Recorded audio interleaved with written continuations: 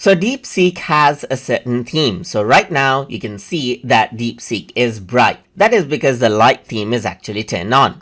But what you can actually do is click around over here and then go to settings. And over here you can see that theme is an option. So if I were to go around over here, right now you can see that it is taking my system's default theme, which is light right now.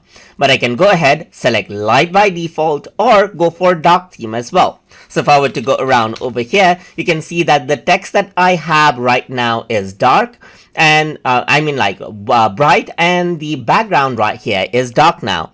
I can simply switch back by going around over here and by going around onto settings, and from here what I can do is change the theme from dark to light once more, and I get it out just like this.